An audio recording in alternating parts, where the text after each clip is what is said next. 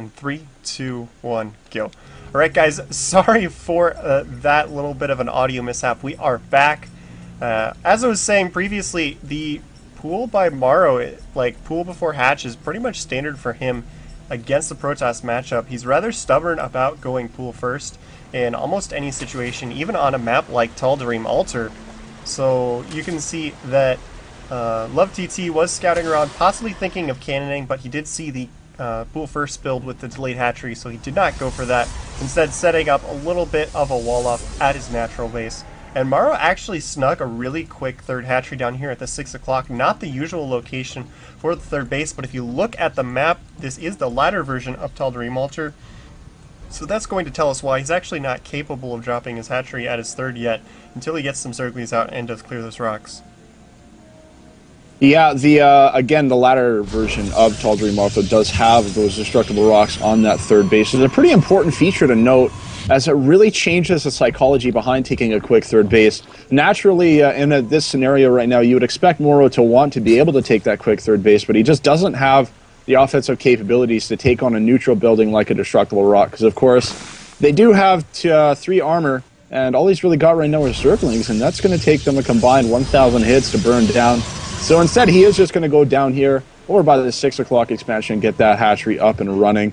And right now, we do see LoveTT is going to be scouting around the map with a Zealot, trying to avoid that Zelnaga tower there, going through the middle. Interesting decision there. Just doesn't want to get ganked by any amount of units on the tower or something like that. Definitely an interesting decision there. Yeah, I'm pretty sure he got seen by that Zergling anyway, especially since he was holding both the towers, so it is a little bit difficult to see which tower it was that spotted him. But the Zealot is going to get in, just walk around the base and check things out, and he should be rather suspicious, because he does see a relatively high drone count, but if you take a look, there's no lair on the way yet, there's no roach horn, there's no tech, something is missing here.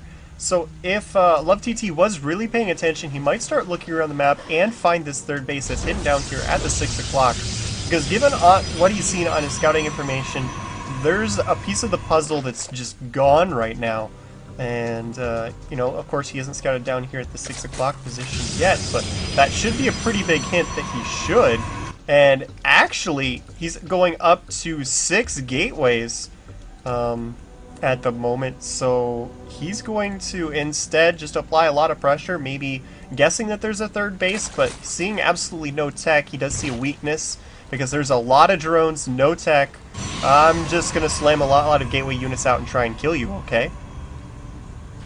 Yeah, and that's not a really poor read by any means. I mean, he's seen that Morrow is focused pretty much exclusively on economy, and as I say that, Morrow queues up 15 more drones, which is going to put him at 70 drones by the time those complete, which is an absolutely insane number. So LoveTT is going to have to hit one of a few different timing series. Actually, he's going to have to either do a ton of damage with these 6 warp gates and or take a third base very quickly, or he's going to fall back economically very quickly.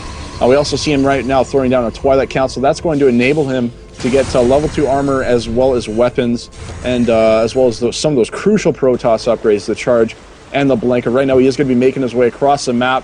Morrow is aware of the fact there might be an attack coming down, so he has thrown down 4 Spine Crawlers, 34 Zerglings on the way. Only 20 of them on the field right now. Morrow doesn't have a lot to work with at this moment. He really needs to buy himself some time for these Spine Crawlers to finish.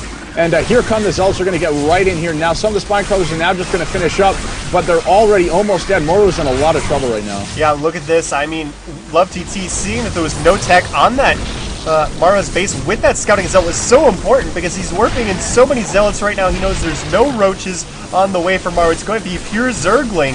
So his army composition is mostly these Zealots, and he's just completely tearing Morrow apart. There's nothing he can do to stop this.